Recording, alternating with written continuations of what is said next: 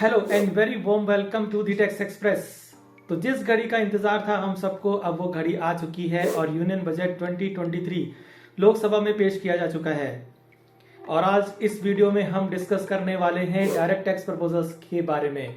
I am sure आप सभी को जानने के लिए बेहद उत्सुक होंगे, तो बने रहिए इस वीडियो के अंत तक और जानिए कि इस बार डायरेक्ट टैक्स प्रपोजल्स को लेकर यूनियन फाइनेंस मिनिस्टर के पिटारे में से क्या निकला है आप सभी के लिए। सबसे पहले बात करते हैं पर्सनल इनकम टैक्स में स्लैब रेट के बारे में। फाइनेंस मिनिस्टर द्वारा किए गए अनाउंसमेंट के अनुसार इस संबंध में एक बड़ा रिलीफ प्रोवाइड किया गया है। फाइनेंस मिनिस्टर के अनुसार personal income tax slab rates को रिवाइज किया जाना प्रस्तावित है।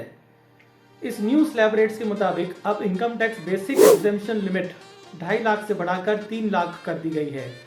यानी अब personal income tax slab rate 2.5 lakh के स्थान पर 3 लाख से शुरू होगी and accordingly new slab rates इस तरह से होंगी। पहले 3 लाख तक निल, 3 से 6 लाख तक 5%, 6 से 9 लाख तक 10%, 9 से 12 लाख तक 15%, 12 से 15 लाख तक 20% और अबव 15 लाख 30%। ये एक बड़ा अनाउंसमेंट पर्सनल इनकम टैक्स को लेकर इस बजट में किया गया है। लेकिन यहाँ पर मैं क्लियर कर दूं कि ये न्यू स्लैब रेट्स केवल न्यू टैक्स रेजिम ऑप्ट करने पर ही अवेलेबल होंगी। ओल्ड टैक्स रेजिम में रहने वाले इंडिविजुअल असेसीज को ये न्यू स्लैब रेट्स का बेनिफिट नहीं मिलेगा। ऐसा इसलिए क्योंकि फाइनेंस बिल 2023 में सेक्शन 115 BAC को न्यू स्लैब रेट्स के लिए अमेंड किया गया है, जो न्यू टैक्स रेजिम का सेक्शन है। तो मतलब साफ है कि न्यू स्लैब रेट्स केवल न्यू टैक्स रेजिम को ऑप्ट करने पर ही अवेलेबल होंगी। इसी से जुड़ा एक और बड़ा अनाउंसमेंट ये है कि अब तक सेक्शन 87 कैपिटल A के अंतर्गत 12,500 रुपए तक की टैक्स रिबेट को मिलाकर 5 लाख तक की टैक्सेबल इनकम पर कोई टैक्स नहीं लगता था। अब नए प्रपोजल में 7 लाख तक की टैक्सेबल इनकम पर टैक्स नहीं लगेगा, यानी 7 लाख तक की इनकम पर आपको कोई टैक्स नहीं देना होगा। लेकिन यहाँ भी ध्यान रखें कि ये प्रोविजन केवल न्यू टैक्स रेजिम ऑप्ट करने पर ही अवेलेबल है।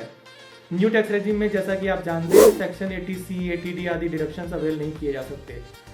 इस संबंध में इस प्रोविजन को इफेक्ट देने के लिए सेक्शन 87A जो इनकम टैक्स रिबेट का सेक्शन है उसमें अमेंडमेंट करके ये प्रोवाइड किया गया है कि न्यू टैक्स रेजिम ऑप्ट करने पर 7 लाख तक की टैक्सेबल इनकम पर इनकम टैक्स रिबेट 12,500 के स्थान पर 25,000 हो जाएगी। इसके साथ ही न्यू टैक्स रेजिम को डिफॉल्ट टैक्स रेजिम के रूप में भी घोषित किया गया है।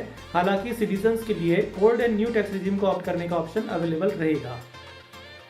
स्मॉल बिजनेस सेक्टर और प्रोफेशनल्स के लिए इनकम टैक्स लॉ में सेक्शन 44AD और 44ADA में प्रेजेंटिव इनकम स्कीम अवेलेबल है। इन स्कीम में सर्टेन टर्नओवर लिमिट के स्पेसिफाइड परसेंटेज से नेट इनकम डिक्लेयर करने का प्रावधान है। अब यूनियन बजट 2023 में इन दोनों सेक्शंस में अमेंडमेंट प्रस्तावित है, जिसके अनुसार सेक्शन 44AD में अपर टर्नओवर लिमिट को 2 करोड़ से रिवाइज करके 3 करोड़ कर दिया गया है। और इसी तरह सेक्शन 44ADA जो प्रोफेशनल्स के लिए प्रेजेंटिव इनकम स्कीम का सेक्शन है, उसमें अपर टर्नओवर लिमिट मौजूदा 50 लाख से बढ़ाकर 75 लाख करने का प्रस्ताव किया गया है। लेकिन ये दोनों बेनिफिट तभी अवेलेबल होंगे जब आपकी टोटल कैश रिसीव्स आपके ग्रॉस टर्नओवर या ग्रॉस रिसीव्स के 5% से ज्यादा नहीं हो। यानी इन सेक्शंस में इंक्रीज लिमिट ऑफ टर्नओवर आपके केस में तभी अवेलेबल होंगी जब आपकी टोटल कैश रिसीव्स का प्रोपोर्शन 5% से ज्यादा नहीं हो। इसके साथ ही एक और बड़ा चेंज कैपिटल गेन से जुड़े 2 मेजर सेक्शन 54 और 54F में किया जाना प्रस्तावित है। इन दोनों सेक्शंस में कैपिटल गेन्स एग्जेम्पशन की मैक्सिमम कैपिंग 10 करोड़ होगी। यानी अब इन दोनों सेक्शंस में कैपिटल गेन्स का एग्जेम्पशन मैक्सिमम 10 करोड़ तक ही अवेलेबल होगा, चाहे न्यू असेट की कॉस्ट 10 करोड़ से ज्यादा ही क्यों ना हो। कैपिटल गेन्स की तरह इंश्योरेंस पॉलिसीज की मैच्योरिटी प्रोसीड्स पर सेक्शन 1010D के अंतर्गत मिलने वाली एग्जेम्पशंस को भी अब टू ₹5 लाख तक की इंश्योरेंस प्रीमियम वाली पॉलिसीज पर रिस्ट्रिक्ट किए जाने का प्रपोजल इस बजट में किया गया है। सेक्शन 80CCH एक नया सेक्शन इंसर्ट किया जाना प्रस्तावित है, जिसके अंतर्गत अग्निपथ स्कीम में एनरोल्ड इंडिविजुअल को सरकार के अग्निपथ कॉर्पस में 1/11/2022 या उसके बाद किए गए कंट्रीब्यूशन पर इनकम टैक्स का डिडक्शन अलाउ किया जाएगा। इन सभी मेजर चेंजेस के अलावा कुछ मिसलेनियस प्रपोजल्स इस बजट में किए गए हैं, जो इस प्रकार है। सेक्शन 194N में कोऑपरेटिव सोसाइटीज के केस में TDS की अपर लिमिट को 3 करोड़ तक किया गया है। स्क्रूटनी के केसेस में हायर फोरम्स पर डिपार्टमेंट द्वारा फाइल की जाने वाली अपील्स को लेकर ग्रेटर सेलेक्टिविटी का प्रपोजल भी है। कमिश्नर अपील्स लेवल पर पेंडिंग स्मॉल अपील्स को डिस्पोजल ऑफ करने के लिए 100 जॉइंट कमिश्नर्स की नियुक्ति का प्रस्ताव इस बजट में किया गया है।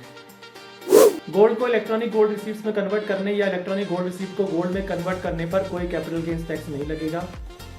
इनकम टैक्स में ग्रीवेंस रिड्रेसल मैकेनिज्म को फर्दर स्ट्रेंथन किए जाने का भी प्रस्ताव है। Next generation common IT form introduce किए जाने का भी प्रपोजल इस बजट में किया गया है। तो ये थी यूनियन बजट 2023 में की इन डायरेक्ट टैक्स प्रपोजल से जुड़ी एक इंपॉर्टेंट जानकारी।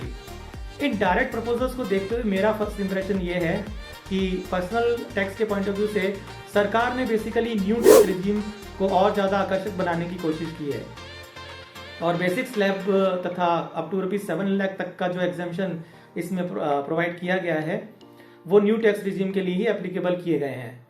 सेक्शन 80C में इस बारे में कोई भी अमेंडमेंट नहीं किया गया है और इस सेक्शन का इन्वेस्टमेंट बेनिफिट की जो अपर लिमिट 1.5 लाख है वो उसमें कोई चेंज नहीं है। इसी तरह सेक्शन 80D में हेल्थ इंश्योरेंस प्रीमियम पर मिलने वाली छूट को भी एज इट इज रखा गया है। कुछ की प्रपोजल्स इनकम टैक्स एडमिनिस्ट्रेशन को लेकर किए गए हैं जिनसे उम्मीद है कि टैक्स एडमिनिस्ट्रेशन और अधिक पुख्ता और बेहतर होगा। यूनियन बजट 2023 की इस वीडियो सीरीज में आप अपने नेक्स्ट वीडियो में जीएसटी से जुड़े प्रपोज अमेंडमेंट्स के बारे में डिस्कस करूंगा। तो जीएसटी से जुड़े अमेंडमेंट प्रपोजल्स के लिए देखते रहिए आपका अपना दी टैक्स एक्सप्रेस यूट्यूब चैनल को सब्सक्राइब करके बेल आइकन प्रेस करना ना भूलें।